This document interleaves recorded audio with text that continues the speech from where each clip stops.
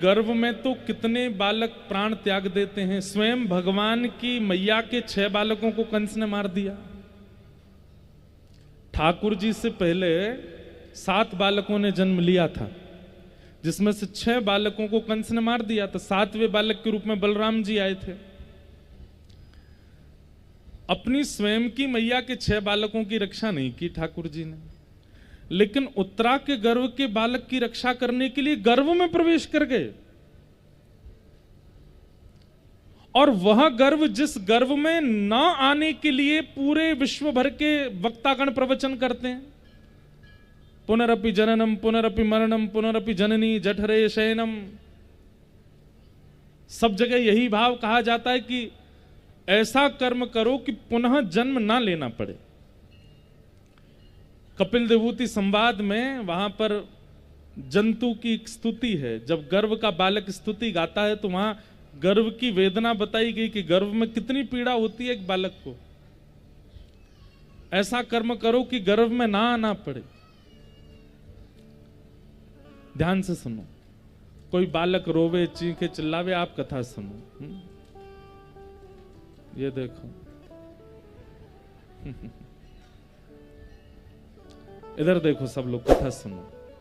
जैसे धुंधुकारी जो था ना, वो कथा में बांस की ग्रंथि में जाके बैठा था। अब बांस के पंडाल तो बनते नहीं हैं, तो जो दिव्य यहां पर चेतनाएं जो हमको दिख नहीं रही, वो कहां इनमें गुब्बारों में ही बैठे होंगे भीतर। उनका उद्धार हो जाएगा कथा से, तो कोई ना कोई दिव्य आत्मा ही होगी। तो आप लोग टेंशन मत लेना, किसी के सिर पे नहीं आएंगे वो। तो हम क्या निवेदन कर रहे थे? गर्भ में ना आना पड़े ऐसा कर्म करो, पुनर्जन्म ना लेना पड़े ऐसा कर्म करो। यही सब शास्त्र कहते हैं, यही सब वक्तागण कहते हैं, यही सब संतों ने अपने प्रवचनों में कहा। मानव का कल्याण क्या है कि वह एक बार आया और ऐसा जीवन जी के गया कि पुनः उसकी आवश्यकता नहीं हुई आने। लेकिन उसी गर्भ में, जिस गर्भ में आने के लिए सभी शास्त्र मना करते हैं, उस गर्भ में ठाकुर जी ऐसे पहुंच गए और अपनी चक्रा नाम की गदा को ठाकुर जी ने इतनी द्रुत गति से घुमाया और गर्भ के बालक की रक्षा की।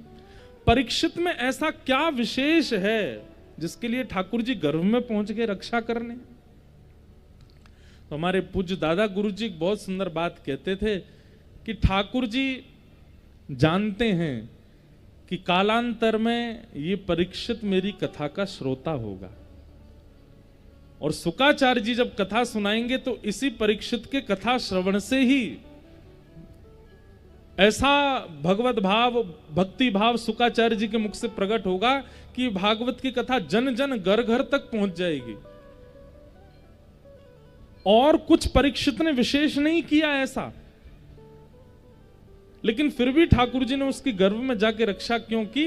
क्योंकि ठाकुर जी जानते हैं कि ये भविष्य में मेरी कथा का श्रोता होगा। हमारे गुरुदेव भगवान कहते हैं, कहीं ना कहीं इस बात से प्रमाणित होता है कि जो व्यक्ति श्रीमद् भागवत की कथा या फिर किसी भी सत्संग वार्ता से प्रेम करता है, उसकी गर्भ काल में ठाकुर जी ने रक्षा की है, इसीलिए वो कथा का श्रोता बना है। आप, मैं और यहां बैठे हम सब लोग, हम लोगों को ठाकुर जी इतने प्रिय क्यों लगते हैं? अब देखो, मैं कोई कथा सुनाऊं, अभी लीला तो हमने सुनाई ही नहीं, 2-4 ही कहीं होंगी। कोई लीला कहने लग जाते हैं ना, फिर आप श्रोताओं को देखो, ऐसे नेत्रों से अश्रुपात होने लगता है, हृदय में इतनी वेदना आने लगती है, इतने भाव में चले जाते हैं। आप किसी को बिना जाने, बिना देखे, बिना स्पर्श करे उसके विरह में रो नहीं सकते, लेकिन कथा सुनते सुनते ये विरह प्रकट होता है। इसका अभिप्राय क्या है?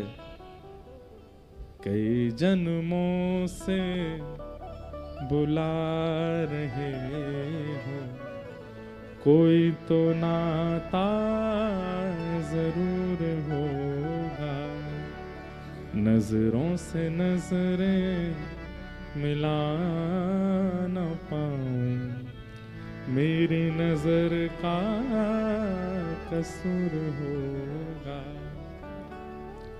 हमारा संबंध तो है ठाकुर जी से, और वो संबंध कहीं ना कहीं मुझे इसी रूप में लगता है कि हमने गर्भ में, क्योंकि हम कथा में बैठे हैं तो निश्चित है कि हमने अपनी मातृ गर्भ में शायद ठाकुर जी का दर्शन किया होगा। हमें पता है कि उनके नेत्र कैसे हैं, उनका रूप कैसा है, उनकी मुस्कान कैसी है, उनका हम भूल चुके हैं। इसलिए जब कथा में कोई वक्ता सुनाता है और उस भाव को जब हम श्रवण करते हैं तो नेत्रबंद हो जाता है, अश्रुपात होने लग जाते हैं। इसका मतलब क्या है? हम नहीं जानते पर हमारी आत्मा जानती है उनको, उसने दर्शन किया है उनका। जो व्यक्ति कथा में नहीं आता उसको कभी आप सत्संग वार्ता सुनाओ, उसके चित्त पे प्रभाव नहीं पड़ता, क्योंकि उसने अनुभव ही नहीं किया होगा। कथा सुनते सुनते भी अनुभव उसी के चित्त में होता है भगवद लीला का, जिसने कभी अनुभव तो किया है, पहले कभी देखा होगा ठाकुर जी को। भगवान ने गर्व के बालक परीक्षित की रक्षा की, और जैसे ही ठाकुर जी उस बालक की रक्षा करते हैं, एक रूप से बाहर खड़े हैं, एक रूप से गर्भ में जाके उत्तरा के बालक की रक्षा की। किसी को नहीं पता चला कि ठाकुर जी ने उत्तरा के बालक की रक्षा की, परंतु दूर खड़ी कुंती समझ गई, भगवान की बुआ कुंती जान गई।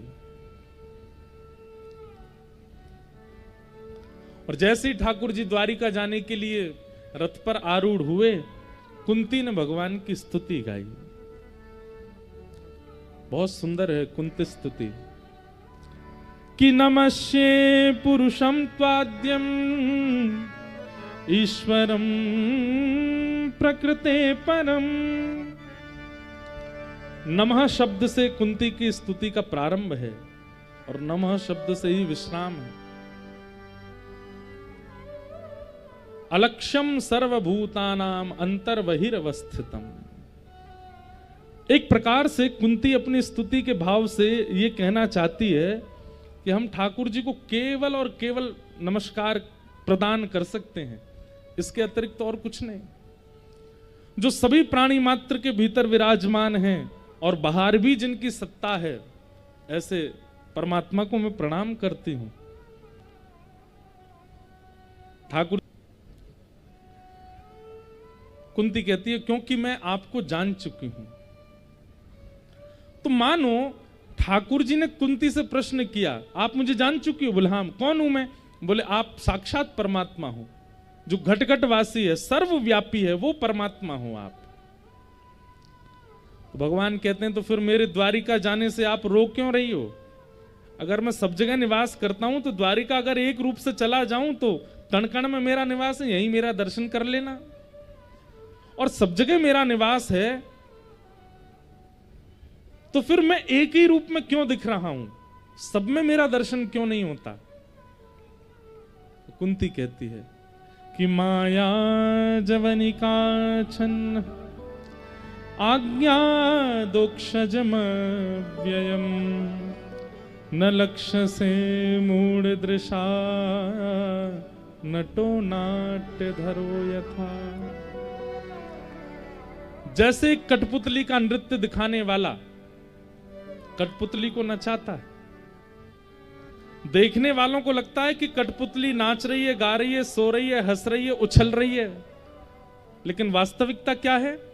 पीछे बैठा एक व्यक्ति अपने हाथ की डोर बांध करके उसको नचा रहा है।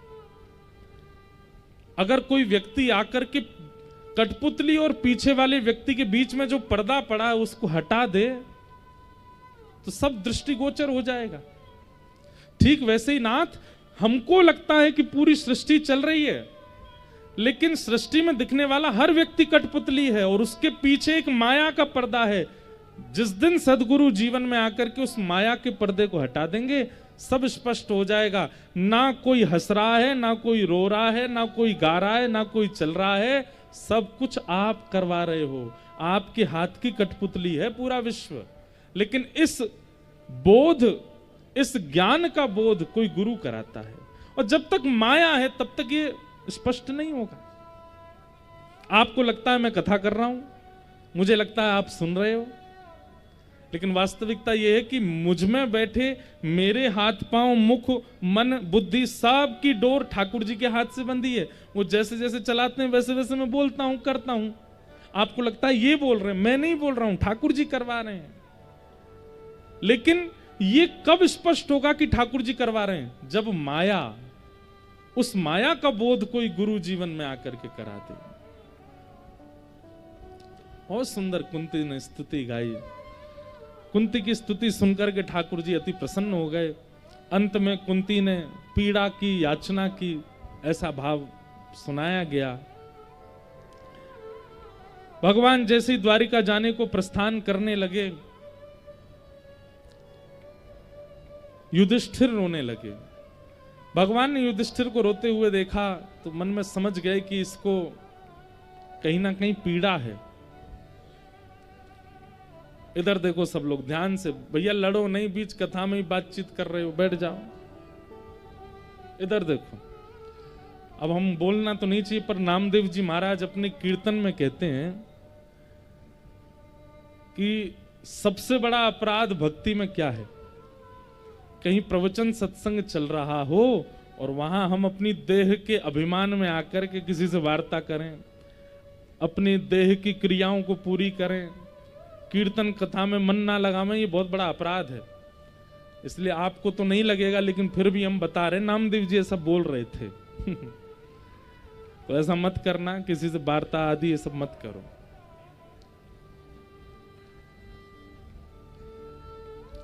महाभारत युद्ध में भगवान पग पग पर पांडवों के साथ खड़े हैं और करिष्ये वचनम तव, अर्जुन ने जब से ये बात कही है तब से भगवान जो कहते हैं पांडव वही करते हैं। लेकिन फिर भी आज युधिष्ठिर को अपनी सद्गति पर संशय हो रहा है। युधिष्ठिर के मन में ऐसा भाव आता है कि कहीं मैंने महाभारत युद्ध करके गलत तो नहीं किया। जब भगवान ने युधिष्ठिर को रोते हुए देखा, ठाकुर जी बोले, अविश्वास, इसको मुझ पर विश्वास नहीं है। पूरा महाभारत युद्ध हो गया, सब कुछ हो गया, और अब ये रो रहा है क्योंकि इसके चित्त में अविश्वास है कि मेरी सद्गति होगी कि नहीं, मुझे नरक में स्थान मिलेगा भी कि नहीं। स्वर्ग और वैकुंठ तो बहुत दूर की बात है, मैंने कितनी माताओं को विधवा कर दिया, कितने बालक अनाथ हो गए मेरी वजह से। ठाकुर जी मन में विचार करने लगे, हम अपनी द्वारिका छोड़ करके, पत्नी बच्चों को छोड़ करके इन पांडवों के साथ दिन रात खड़े हैं, और इस युधिष्ठिर को अभी भी अविश्वास होता है कि इसकी सद्गति होगी कि नहीं, इसने कहीं पाप तो नहीं किया, इसने कहीं गलत तो नहीं किया। भगवान बोले, अब मैं नहीं समझाऊंगा। अर्जुन के भी मन में संशय आया था, मैंने गीता सुनाई, अब युधिष्ठिर को हम नहीं समझाएंगे, अब युधिष्ठिर को तो हमारा कोई भक्त समझाएगा। और तभी भगवान को स्मरण हुआ, बाणों की सैया पर लेटे हैं, रणभूमि में प्रतीक्षा कर रहे हैं ठाकुर जी की। कौन? भीष्म पितामह। ठाकुर जी बोले, द्वारिका जाने से पहले एक बार भीष्म पितामह के पास चलते हैं और इन पांडवों को उन्हीं से ही ज्ञान उपदेश दिलाते हैं। और भगवान बोले, ए युधिष्ठिर रो नहीं, चलो भीष्म दादा के पास चलते हैं, उनसे तुमको थोड़ा ज्ञान दिलवाते हैं, थोड़ा तुम्हारे मन को अच्छा लगेगा। तो युधिष्ठिर बोले, हाँ ले चलो, कोई अच्छा कह दे तो मन थोड़ा शांत हो जाएगा। उसको ठाकुर जी पे भरोसा नहीं है, बगल में खड़े हैं ठाकुर जी। इसलिए भैया भक्ति की 3 धाराओं को हमेशा याद रखिएगा। जितने लोग बैठे हैं बहुत सावधानी से सुनो। भक्ति में 3 भाव कभी भी आपके नष्ट ना हो। सबसे पहला विश्वास। अरे ठाकुर जी आपके विश्वास की परीक्षा लेने के लिए इतना तक कर सकते हैं कि आपके अत्यंत समीप रहने वाले प्रियजनों को भी कुछ हो सकता है। और उसके बाद अगर कहीं आप विचलित हो गए तो ठाकुर जी समझ जाएंगे कच्चा है, अभी विश्वास है नहीं। इसलिए चाहे जैसी स्थिति आ जाए, भरोसा मत तोड़िएगा। विश्वास भक्ति में सबसे पहला। चाहे जैसी स्थिति परिस्थिति कुछ हो जाए, आप अपना विश्वास मत डगमगाने देना। दूसरा, संबंध। ठाकुर जी से जो आपका संबंध है उसका कभी विस्मरण मत करना। अगर एक बार आपने ठाकुर जी को भाई बोल दिया है तो फिर जीवन भर निभाइएगा, क्योंकि आप लोग तो केवल बोलते हैं पर ठाकुर जी दिल से सुन लेते हैं बात को। और फिर जब आप निर्वहन नहीं करते ना अपने संबंध का, तो ठाकुर जी को बहुत पीड़ा होती है।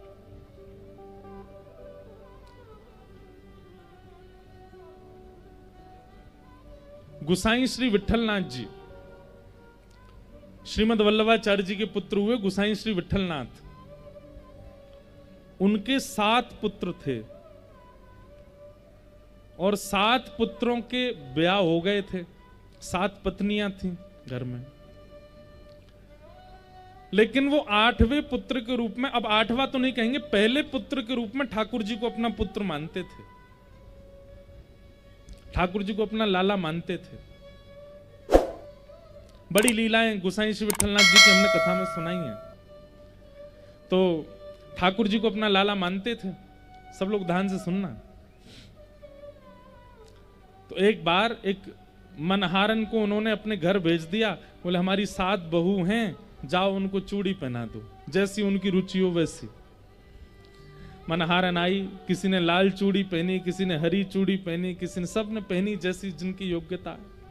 7 बहुएं पहन के चली गई। इतने में छोटी सी लाली आई और उसने अपने छोटे छोटे हाथ आगे किए, बोले हमें भी पहनाओ। तो मनहारन बोली अरे तू कौन की लाली है? बोले मैं लाली तो बरसाने क्यों, पर ये गुसाई विठलनाथ जी की मैं भी बहू हूं, 8वीं बहू हूं। और 8वीं नहीं, ये सबरी दूसरे से 8वें तक मैं पहली बहू हूं गुसाई जी की। अब छोटी सी बोले बहू बहू, तो मनहारन को तो बड़ी उस पर मतलब करुणता आवे, उसको ऐसे गले लगाने का मन करे। अरे लाली तू तो बड़ी सुंदर है, तेरो ब्याह है क्यों? बोले हाँ मेरो ब्याह है क्यों। अच्छा तेरो पति कहाँ है? और पति मंदिर में पुजवार हो है अपने आप पे पति मंदिर में ठाड़ो है।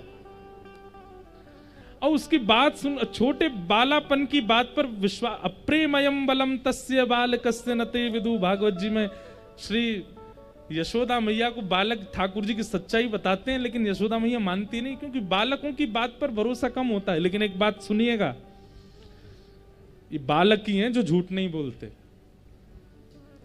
हम बड़ों पे भरोसा कर लेते हैं, पर बड़े झूठ बोलते, बालक झूठ नहीं बोलते। क्योंकि बालकों का स्वभाव सीधा होता है ना, तोतली वाणी होती मीठ, इसलिए हमको लगता है कि ऐसे ही बोल रहे हैं, पर बालक झूठ नहीं बोलते। मुझे चूड़ी पहनाओ, तो मनहारन ने तो चूड़ी पहना दी। और श्री किशोरी जी के रूप माधुरी को देख करके वो तो इतनी प्रसन्न हो गए। लौट करके गुसाई जी के पास गई। गुसाई जी बोले पहनाया ही चूड़ी? बोले हाँ। कितनो पैसा भयो तेरो?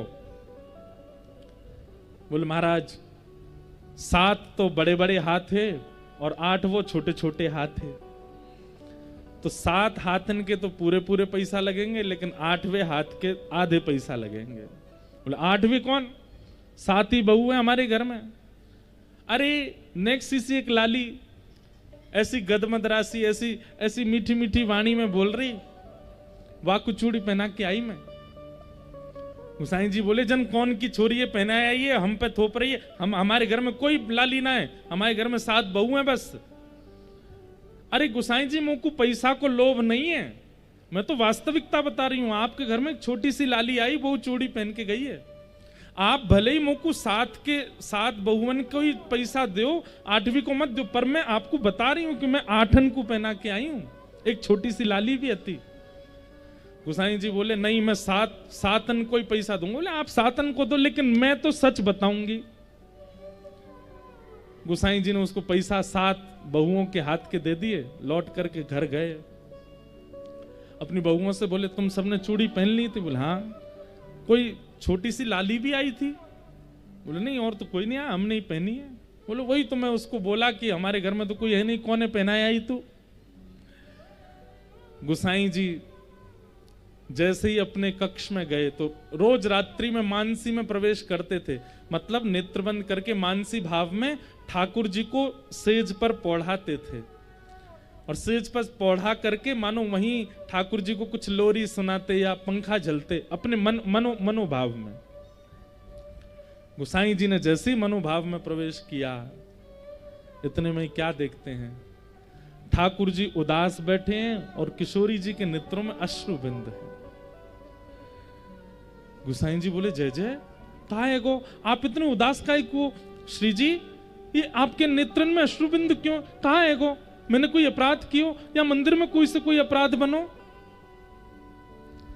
किशोरी जी बोली, आप बस इनको लाला मानो अपनो, इन्हीं को लाला मान करके इनकी सेवा करोगे, इनको उठाओगे, इनको खवाओगे, इनको सुवाओगे, इनको अपना पुत्र मानो। कभी कोई पूछे कितने बालक, तो 8 बालक कहो, एक ये हैं, 7 आपके अन्य पुत्र हैं। अरे जब 7 पुत्रन की बहू आपकी बहू है सके, तो ये 8वें लाला की जो बहू है वाकू आपने अस्वीकार कैसे कर दिया? आज हमारे घर मनहारन चूड़ी पहनावे आई, सबरी बहुओं ने चूड़ी पहनी, मैं भी या घर की बहू, क्योंकि ये आपके लाला हैं। मैं चूड़ी पहनवे गई तो आपने मेरे बट की चूड़ी को पैसा ही नहीं दियो। गुसाई जी तो भाव विह्वल हो गए, नेत्र सजल हो गए, बोले, हे श्री जी, हे श्यामा जी, मुझको क्षमा कर दो। बोले, नहीं, आप तो इन्हीं को लाला मानो, पर इन लाला की सर्वस्व हम हैं, आप हमको बेटे, हमको अपनी बहू ना मानो। गुसाई जी आधी रात में ही गए, मनहारन को दुगना पैसा दे के आए और आकर के ठाकुर जी से क्षमा याचना करने लगे, श्री जी से याचना करने लगे। ये बात हमने क्यों बताई? आपने तो संबंध माना, आपने मान लीजिए ठाकुर जी को अपना भाई माना, तो ठाकुर जी को भाई मानते ही ठाकुर जी के जितने संबंधी हैं वे भी सब आपके हैं।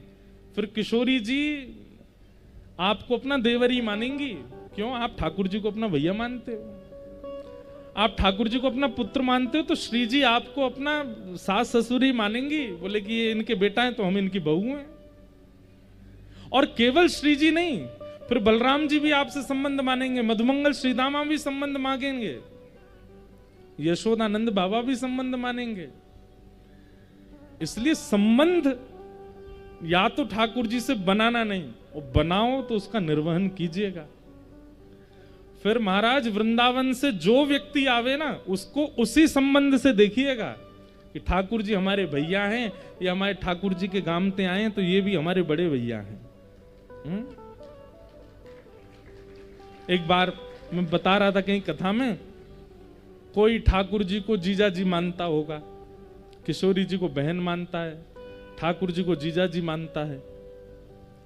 हम वृंदावन से आए और सभा में सब लोग बैठे थे, कोई बोले महाराज जी की जय हो, कोई बोले गुरु जी की जय हो, एक बोला जीजा जी की जय हो। मैंने कहा भैया कौन सा सालो आयो हमारो, बिना ब्याह की सारो बन गो। बोले आपको ना भयो, लेकिन आपके भैया को तो है गो, श्री जी मेरी बहन है, ठाकुर जी मेरे जीजा जी, और आप उनके गांव के तो आप भी जीजा जी। मैंने कहा वाह भाई बहुत बढ़िया। तो संबंध भक्ति में 3 सूत्रों का ध्यान रखना, विश्वास, संबंध और तीसरा है समर्पण। ठाकुर जी के प्रति समर्पण। समर्पण का मतलब क्या है? फिर चाहे एक बार ठाकुर जी के हो गए, फिर चाहे जीवन में जो हो, सब प्रसाद है, सबको स्वीकार करो। प्रसाद का नियम होता है, मंदिर में मिलने के बाद अगर हाथ से गिर जाए तो पृथ्वी से उठा करके भी पालो, प्रसाद छोड़ा नहीं जाता। ठाकुर जी को एक बार जीवन में जब आप स्वीकार कर लेते हैं, फिर जीवन में चाहे जो आवे वो सब प्रसाद है, सब स्वीकार करो। चाहे ठोकर आवे, चाहे चढ़ोतरी आवे, चाहे गिरावट आवे, चाहे किसी के संबंध आवे, चाहे संबंध टूटे, सबको प्रसाद मानो और सबको स्वीकार करो। विश्वास, संबंध और समर्पण। युधिष्ठिर के चित्त में विश्वास नहीं है। ठाकुर जी लेकर के भीष्म पितामह के पास गए। पितामह भीष्म बाणों की सैया पर लेटे हैं, प्रतीक्षा कर रहे हैं। मृत्यु देवी सामने खड़ी है और मृत्यु को कह दिया है जब तक मैं अपनी अंतिम इच्छा पूरी ना कर लूं आना नहीं मेरे पास। मृत्यु देवी ने पूछा आपकी अंतिम इच्छा क्या है? बोले ठाकुर जी मेरे सामने खड़े होंगे, उनकी रूप माधुरी का दर्शन करूंगा, उनको देखते देखते अपने प्राण त्याग दूंगा, यही मेरी अंतिम इच्छा है। मृत्यु देवी बोली ठाकुर जी तो द्वारिका जा रहे हैं। बोले चाहे अब द्वारिका जाके लौट के आना पड़े तब तक तुम खड़ी रहो, मैं प्राण नहीं त्यागूंगा। इच्छा मृत्यु का वरदान। इतने में ही चंदन की सुगंधी आने लगी। भीष्म पितामह बोले जरूर श्याम सुंदर आ रहे हैं। अरे देखो तो, तभी क्या देखते हैं, पांचों पांडवों को लिए खूब सारे योद्धा, बड़े बड़े ऋषि, महर्षि सबको संग लेकर के श्री द्वारिकाधीश रणभूमि में भीष्म पितामह के पास आ रहे।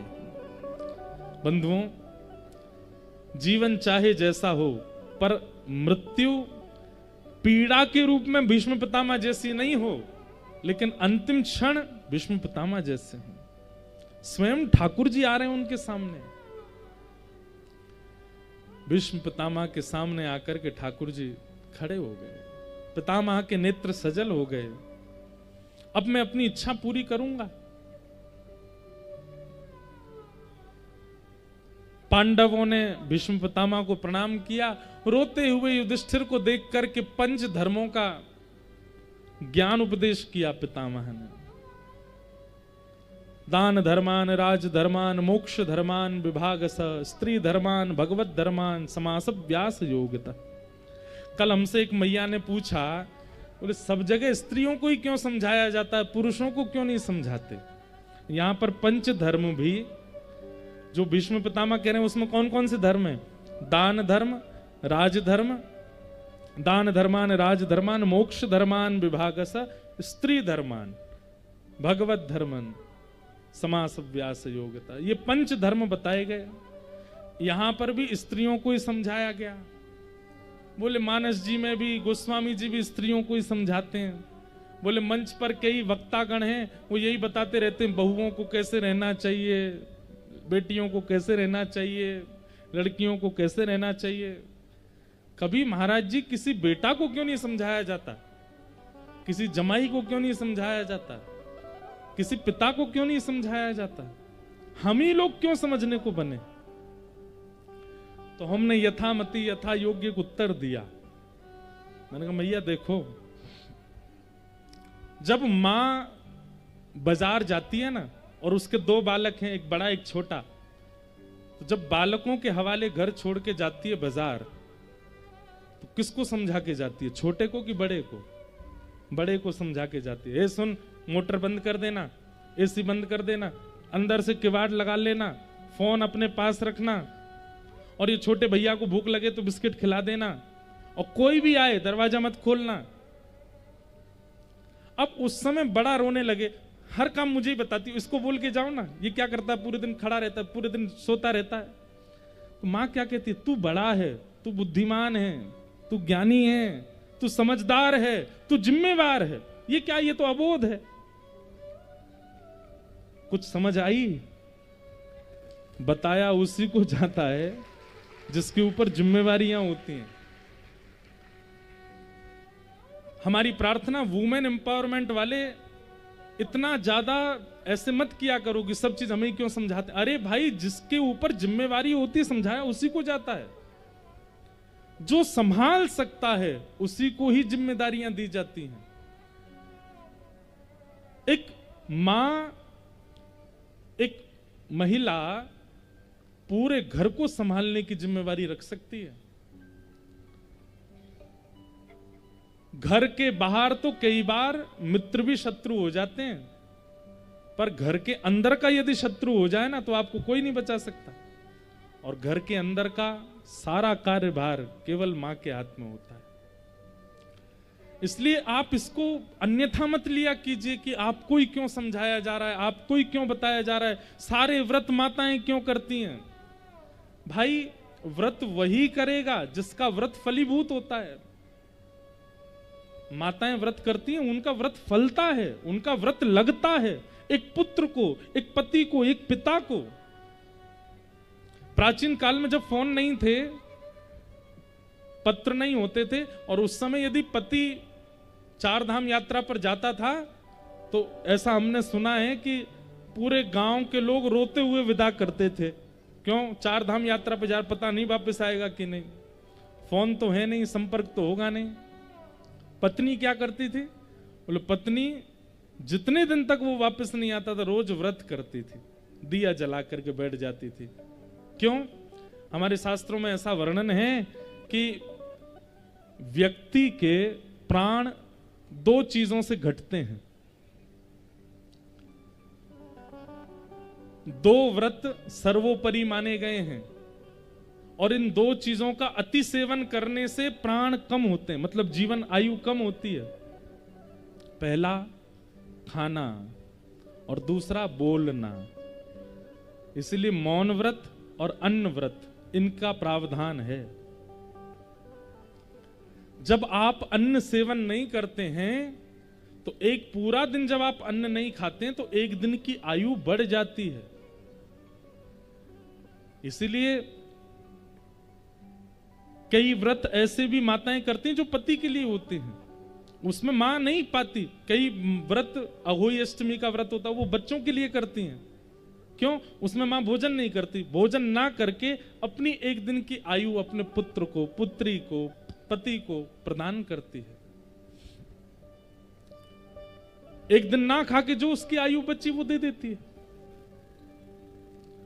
इसलिए माताओं को सौभाग्य मानना चाहिए और भाई लोगों को इस बात का गलत उपयोग नहीं करना चाहिए कि देखो तुमको समझा रहे हैं, देखो महाराज जी क्या कह रहे हैं, तुमको समझना चाहिए, पति के पांव छुआ करो, बच्चों को ऐसे रखा करो, ससुराल में ऐसे रहो।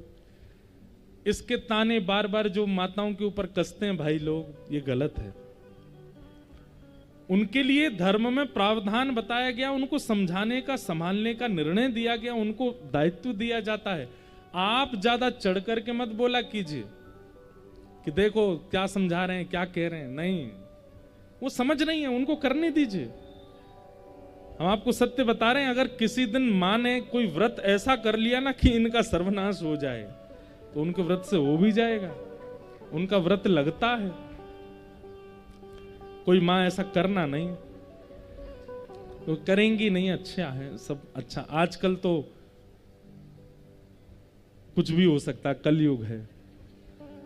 पत्नी पति को काट पीट के ड्रम में भर देती है। आप लोग तो हंस गए इस बात पर ये कितनी चिंता की बात है। कुछ दिन बाद पति ने भी एक पत्नी को मार के सूटकेस में धर दिया। भैया हम आपसे एक प्रार्थना करें, संग ना रहना हो मत रहो, लेकिन ये सब तो मत करो। ये राक्षस प्रवृत्ति ये कैसी आप लोग प्रकट कर रहे हैं संसार के लोग। आजकल तो कुछ भी हो सकता है। अभी तो और खतरनाक समय दिखेगा हम लोगों को आगे चल करके। इसलिए जो शास्त्र आज्ञा करते हैं उनको स्वीकार करो, उनको मानो, उनको करने का प्रयास करो। पंच धर्मों का वर्णन किया श्री भीष्म पितामह ने, और पंच धर्मों का वर्णन करते हुए भीष्म पितामह पांडवों से अब तुम लोग हटो, मुझे मेरा काम करने दो। इतिमतिरुपकल्पिता वितृष्णा भगवत सात्वत पुंगवे विभुम्ने स्वसुखमुपगते क्वचिद् विहर्तुं प्रकृतिमगं किल यस्य गोपवद्वत्। इतिमतिरुपकल्पिता वितृष्णा भगवत सात्वत पुंगवे विभुम्ने स्वसुखमुपगते क्वचिद् विहर्तुं। भीष्म पितामह भगवान से क्या कह रहे हैं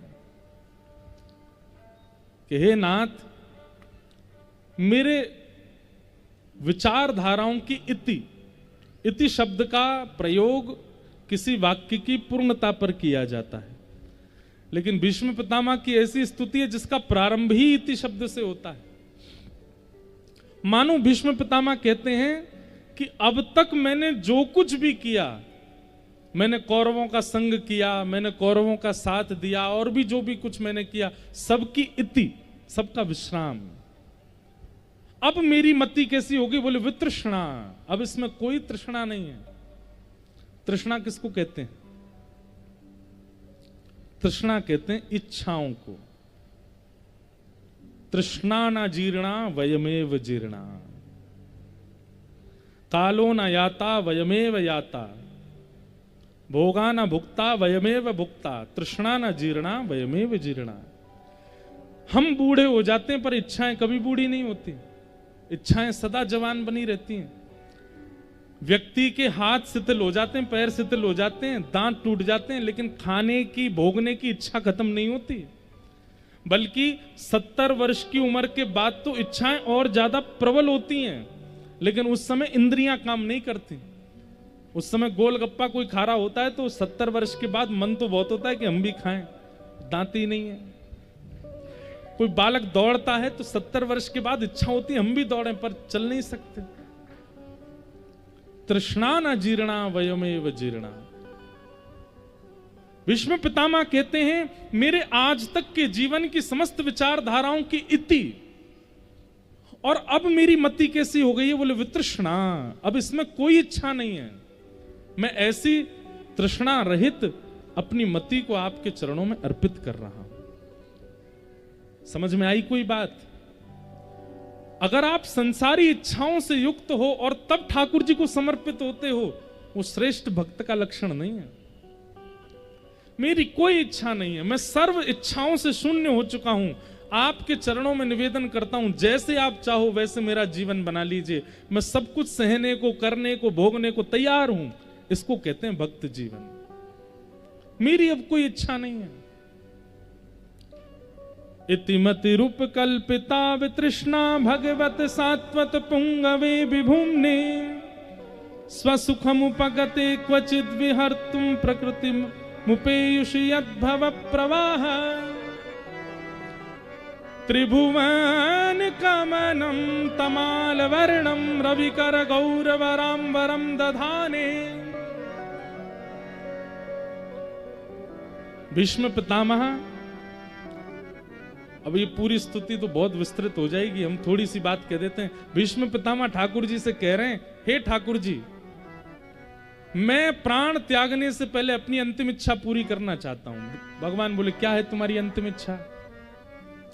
बोले मेरी एक बेटी है, कुंवारी है, उसका ब्याह करना चाहता हूं। भगवान बोले पितामह, तुमने तो ब्याह ही नहीं किया, तुम्हारा तो विवाह ही नहीं हुआ, फिर बेटी कहां से हो गई तुम्हारी? भीष्म पितामह कहते हैं इस संसार में हर व्यक्ति को आपने एक बेटी दी है, और उस बेटी का नाम क्या है? मति। ये कुंवारी है। इधर देखिए, बहुत ध्यान से सुनिएगा। ये बेटी कैसी है? मति रूपी बेटी कुंवारी है। इसको पसंद तो बहुत आते हैं पर टिकती कहीं नहीं है।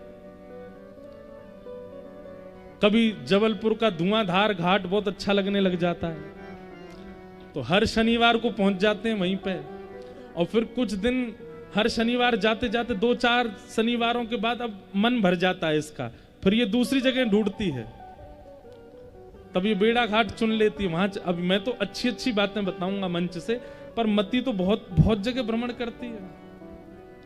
कभी इसको गोलगप्पे अच्छे लगने लगते हैं तो वही पाती है, कभी इसको बड़ा पाव बढ़िया लगता है तो वो पाती है, कभी इसको पिज्जा अच्छा लगता है वो पाती है, कभी इसको दही बड़ा अच्छा लगता है तो वो पाती है। एक जगह स्थिरता नहीं है। कभी इसको कोई देश अच्छा लगता है, कोई शहर अच्छा लगता है, कोई व्यक्ति अच्छा लगता है।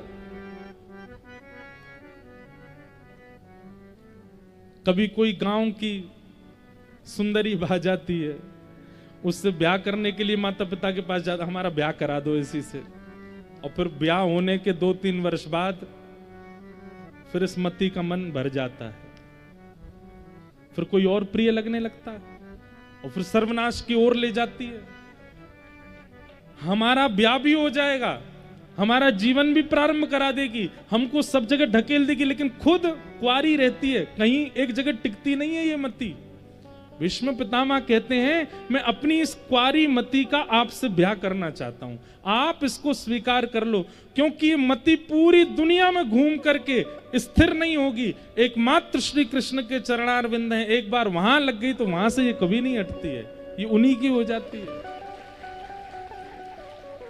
गिरधर छवि पे अटक्यो मेरो मन, गिरधर छवि पे अटक्यो सजल श्याम घन वरण लीन है, सजल श्याम घन फिर चित अनत ना भटक्यो मेरो मन, फिर चित अनत ना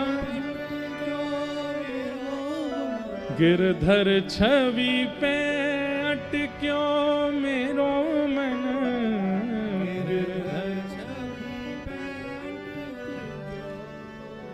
अगर मैं इस विषय पर कथाएं सुनाने लग जाऊं कि किस किस की एक छवि पर ही ठाकुर जी में अटक गया, तो 7 दिन की अलग से कथा हो जाएगी। रसखान एक बार देखा है केवल, और एक बार भी केवल चित्र में देखा था। रसखान में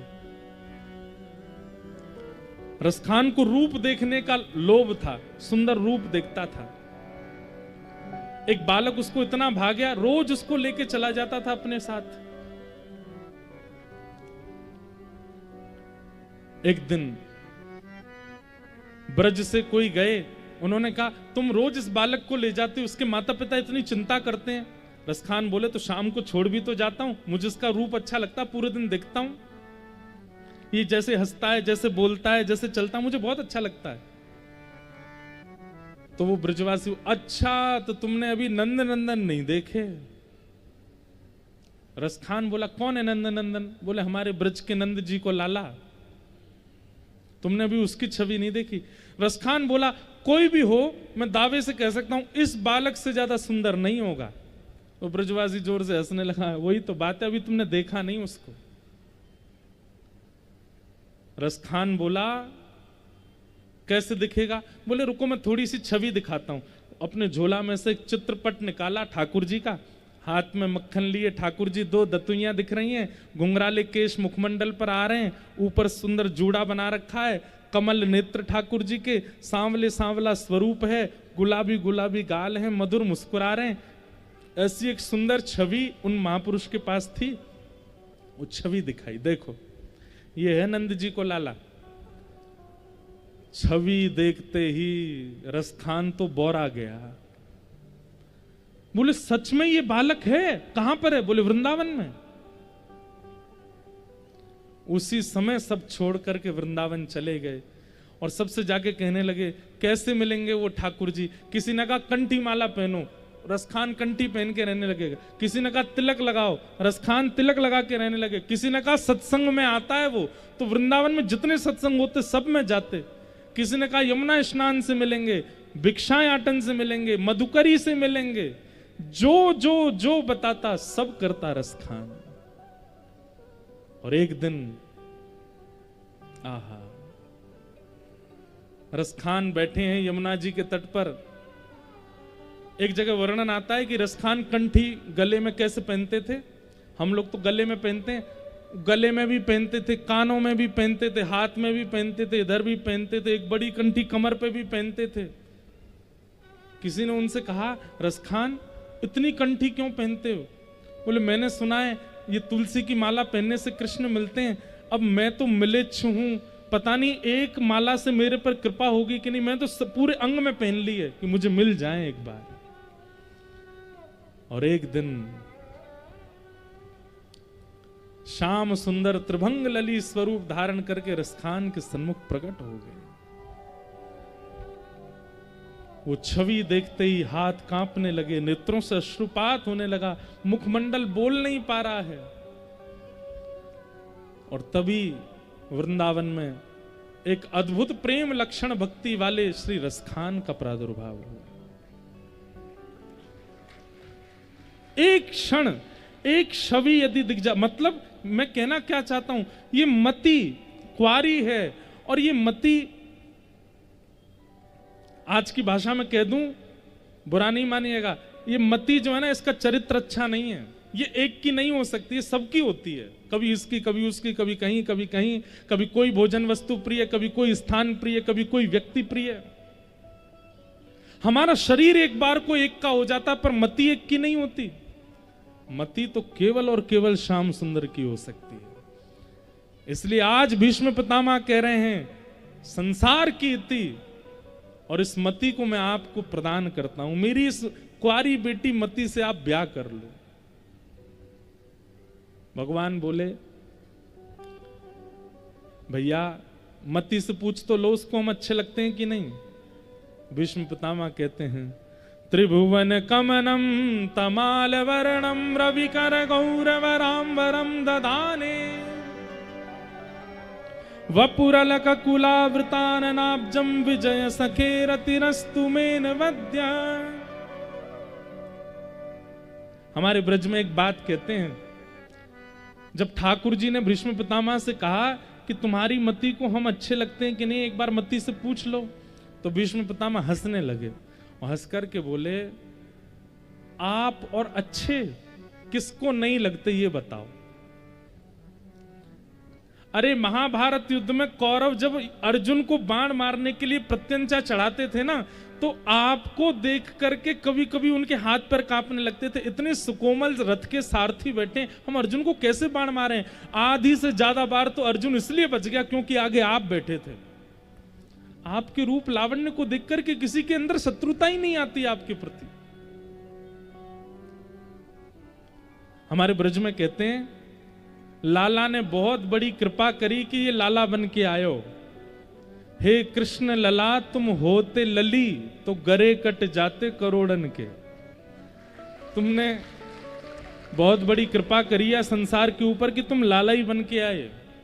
कहीं तुम लाली बन के आए होते तो जन कहा करते संसार में। अब अवकाश तो नहीं है और ना स्थान है, नहीं तो ठाकुर जी की हम सखी लीला सुनाते, जहां ठाकुर जी सखी बन के घूमते हैं। और जब ठाकुर जी सखी बन के आते हैं ना, पूरे विश्व को अपनी भ्रगुटी पर मोहित करने वाली किशोरी जी भी ठाकुर जी को सखी रूप में देख के मोहित हो जाती हैं। इतने सुंदर लगते हैं हमारे ठाकुर जी।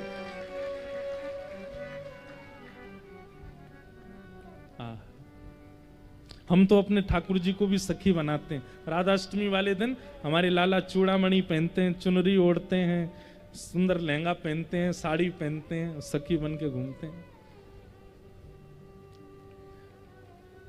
वो अलग विषय है, कभी कहीं और सुनाएंगे।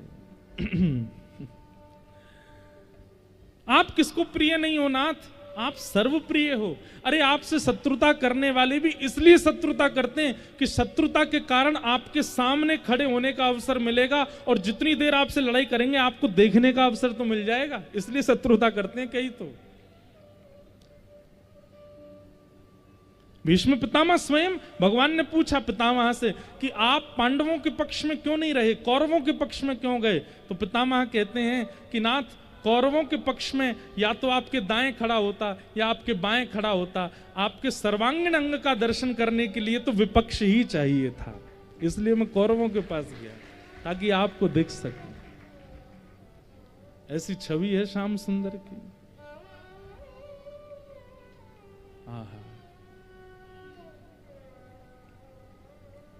भीष्म पितामह ने स्तुति गाई, और स्तुति गाते हुए उत्तरायण का समय होते ही भीष्म पितामह ने भगवत दर्शन करते करते अपने प्राणों को ठाकुर जी में विलीन कर दिया। बोलो भक्त वत्सल भगवान की। आगे भगवान द्वारिका गए, यहां उत्तरा ने परीक्षित बालक को जन्म दिया। ठाकुर जी उस बालक का दर्शन देने के लिए भी पधारे। तत्पश्चात विदुर जी महाराज ने आकर के गांधारी को और सबको ज्ञान उपदेश किया। तत्पश्चात अर्जुन द्वारिका गए और कुछ महीनों तक लौट कर के नहीं आए, तो युधिष्ठिर जी को अपशकुन का अनुभव होने लगा। और तभी देखते हैं कि द्वार पर अर्जुन आकर के बैठा है। उसके सिर पर मुकुट नहीं है, कवच नहीं है। युधिष्ठिर ने जाकर के पूछा, तुम द्वारिका गए थे, महीनों बाद लौट करके आए हो, और तुम्हारी स्थिति देख करके ऐसा लगता है कहीं युद्ध हुआ, कुछ हुआ, क्या बात है अर्जुन, सब ठीक है? तब अर्जुन ने बताया कि वंचितो हम महाराज हरिणाम बंधुरूपिण येन मे पहितं तेजो देव विस्मापनम महत्। जिन श्री कृष्ण की कृपा से हम लोग महाभारत युद्ध जीते हैं, वो श्री कृष्ण अपनी लीला पूरी करके यहां से चले गए।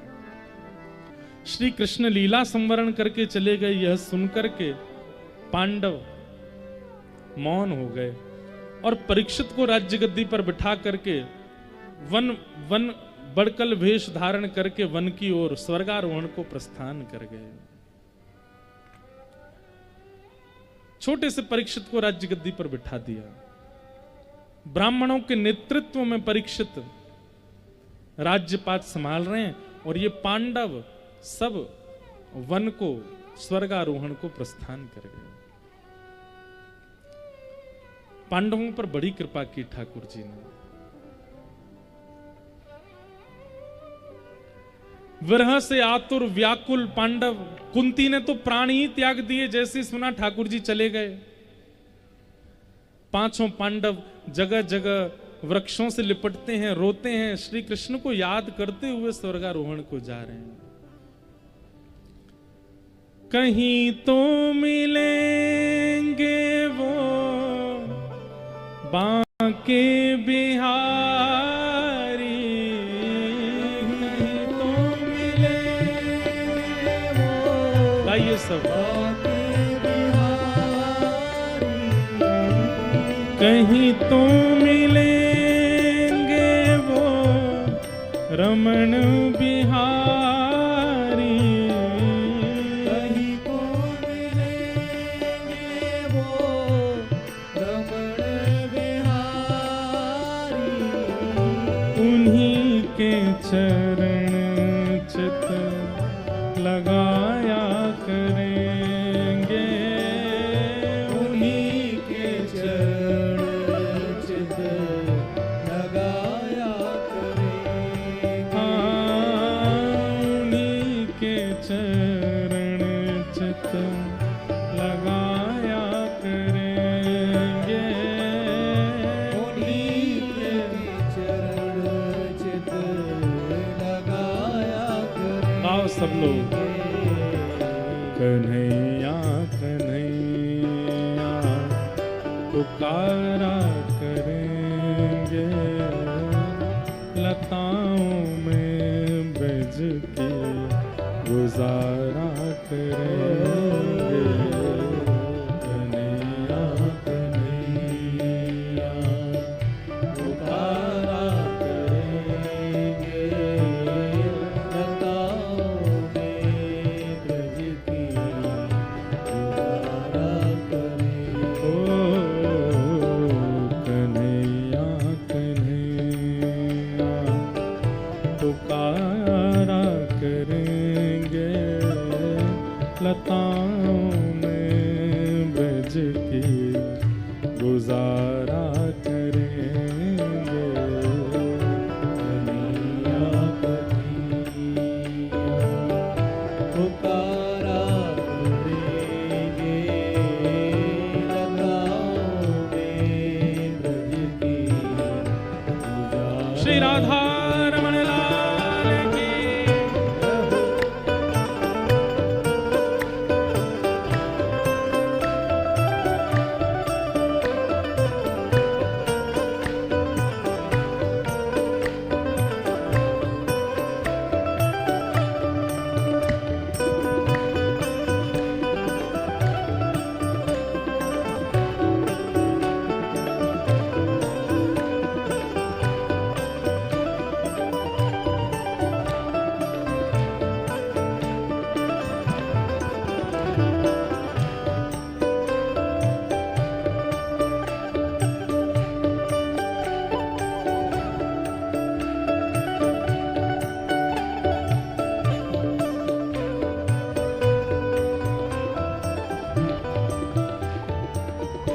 उन्होंने नचाए हैं ब्रह्मांड सारे, उन्होंने नचाए हैं ब्रह्मांड सारे, उन्होंने नचाए हैं ब्रह्मांड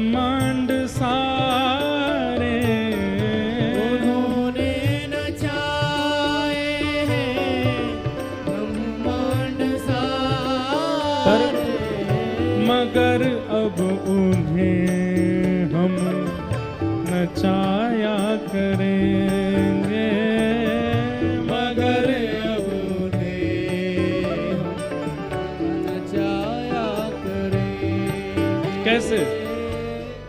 केवट की नाव में बैठ गए राम जी, सीता जी, लक्ष्मण जी सब बैठ गए।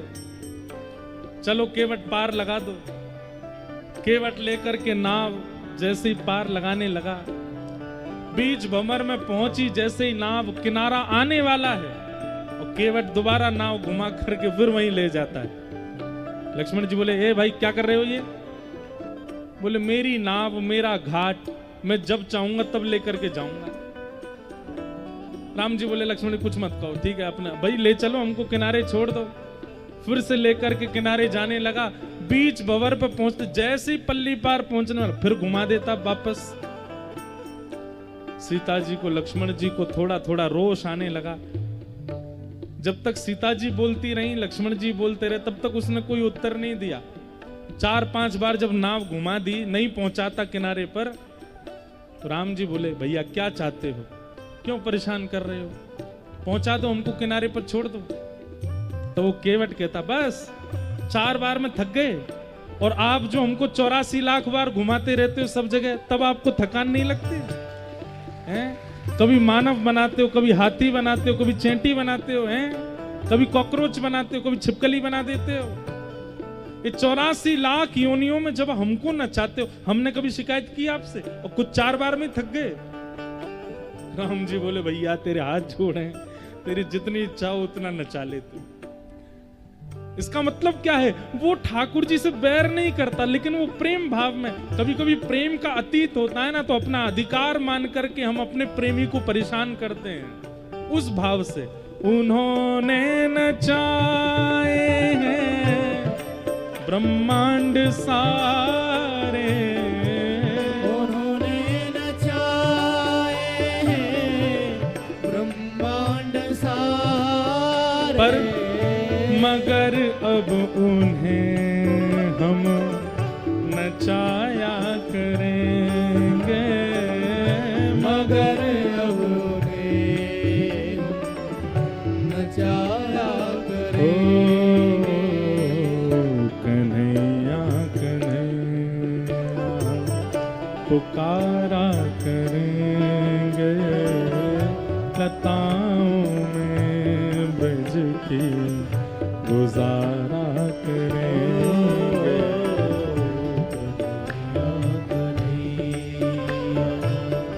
पुकारा करेंगे, लताओं में ब्रज की गुजारा करेंगे। राधे राधे गोविंद गोविंद राधे, राधे राधे गोविंद गोविंद राधे, राधे राधे गोविंद गोविंद राधे, राधे राधे गोविंद गोविंद राधे, अरे गोविंद राधे गोपाल राधे, गोविंद राधे गोपाल राधे, गोविंद राधे गोपाल राधे, गोविंद राधे गोपाल राधे, हे गोविंद राधे गोपाल राधे, गोविंद राधे गोपाल राधे, गाओ गोविंद राधे गोपाल राधे, गोविंद राधे गोपाल राधे, बजो राधे राधे गोविंद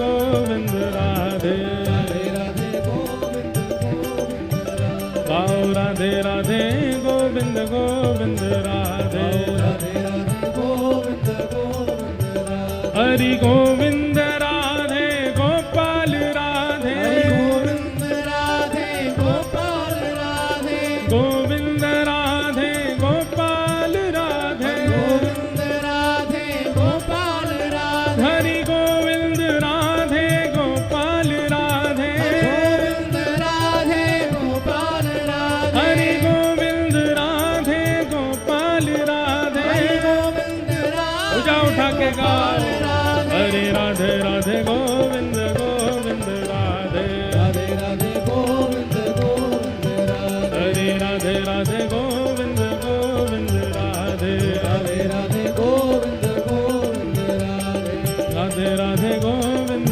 गोविंद राधे राधे राधे गोविंद गोविंद राधे हरि गोविंद राधे गोपाल राधे हरि गोविंद राधे गोपाल राधे हरि गोविंद राधे